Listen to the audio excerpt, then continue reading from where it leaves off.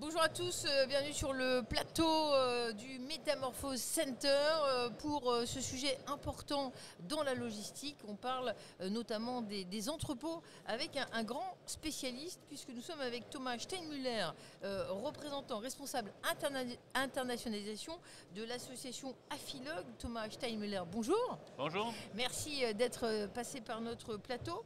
Alors un petit mot pour décrire d'abord ce qu'est Afilog, bien connu par les initiés, mais c'est bien quand même de refaire le point parce qu'en plus c'est une association qui évolue, on va en parler.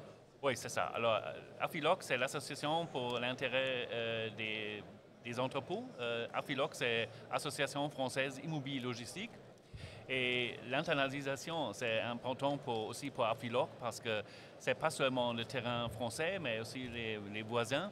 Et pour l'implantation, c'est aussi la concurrence des voisins. Alors là, il faut regarder aussi à travers les frontières et ce qui se passe là. Et il faut voir aussi que la logistique, c'est quelque chose de vite. Alors, on parle de instant delivery, c'est-à-dire la livraison en quelques secondes. Et pour ça, on a des problèmes avec les installations et les permissions avec des mois, des années même. Et ça change tellement vite et la situation géopolitique, ça change aussi. Alors, les décisions qu'on a prises 4 ans auparavant, on n'avait pas de guerre là, dans cette situation. Alors, il faut changer ça et la réindustrialisation force aussi de faire quelque chose. C'est vrai que sur les principes, réindustrialisation, ancrage local, tout le monde est d'accord, mais concrètement, quand on cherche un territoire, une implantation, une localisation, quand on trouve, il faut se battre pour obtenir une autorisation.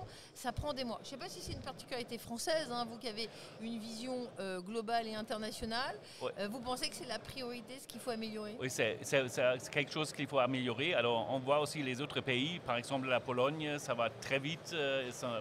4 mois, 6 mois peut-être pour une permission. Il y a assez de friches qui sont disponibles. Et aussi, le gouvernement soutient les implantations. Alors, il y a beaucoup d'implantations avec des entreprises internationales qui ne viennent pas en France, qui ne viennent même pas en Allemagne, mais qui viennent en Pologne. Cette problématique du manque de friches, il y a des solutions d'après vous?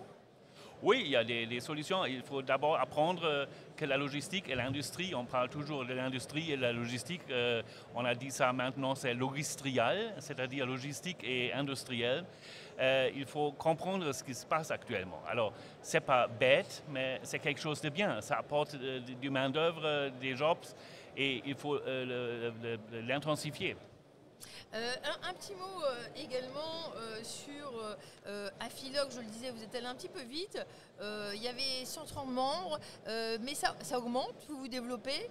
Et puis les profils différents également, c'est pas tous les mêmes, pas toutes les mêmes Oui, sociétés. on représente tous les stakeholders de l'industrie. Alors, pas seulement des développeurs, pas seulement des investisseurs, mais aussi des boîtes de construction et aussi des banques et aussi le gouvernement. Alors le gouvernement de Paris participe, il y a beaucoup de choses qui sont autour de l'immobilier logistique.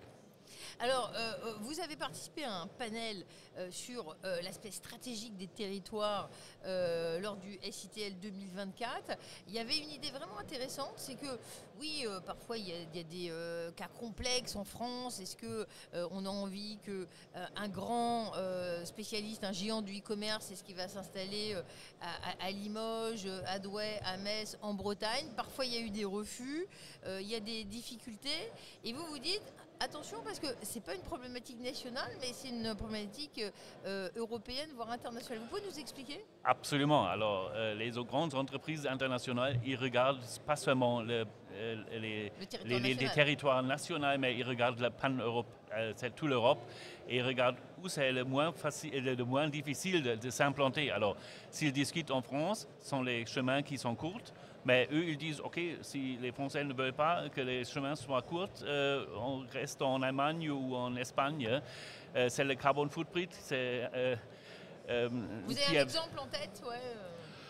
On a des exemples, oui. On a des exemples qui sont installés en Allemagne et qui servent la France. Et on a la même chose avec l'Allemagne et la Pologne. C'est aussi le cas. Alors là, ils sont très flexibles de bouger sur le terrain européen. Très bien. Est-ce que sur les projets d'Afilog et sur ces manifestes en quelque sorte, vous avez des positions à défendre, notamment pour 2024. Vous voulez nous en parler Oui, on a plusieurs initiatives qu'on a lancées. Alors, une initiative, c'est Warehouse as a Power Bank, c'est-à-dire de produire de l'énergie et de stocker de l'énergie. Parce que nous voyons qu'un warehouse produit beaucoup plus d'énergie qu'il a besoin soi-même. Et on peut utiliser cette énergie pour la stocker, par exemple, par électrolyse en hydrogène. Et nous attendons que dans 5 ans, les camions seront propulsés par hydrogène. Alors on charge les camions avec les marchandises et avec l'hydrogène en même temps sur le point. Et un autre truc, c'est Warehouse as a Water Buffer, to collect la pluie. Alors les eaux. Les résidus de la pluie, d'accord. Oui, c'est quelque chose qui a une valeur. Alors ça, quelque chose. La biodiversité, on fait ça. On s'occupe de la cobotisation, c'est-à-dire le travail entre les machines et les travailleurs. Alors pas les robots tout seuls, mais la collaboration, c'est la cobotisation, ça s'appelle. Et on a aussi le point avec la connexion de trafic. Alors le rail, c'est quelque chose, la connexion de train. Elle n'est pas tellement importante en France actuellement, mais elle doit être plus importante parce que le transport, ça augmente et on n'a pas la capacité sur la route. Alors il faut prendre aussi le train pour le transport des marchandises. Et pour ça, on voit ça en Allemagne, c'est un petit peu plus élevé, parce qu'il y a encore des connexions qui sont en action.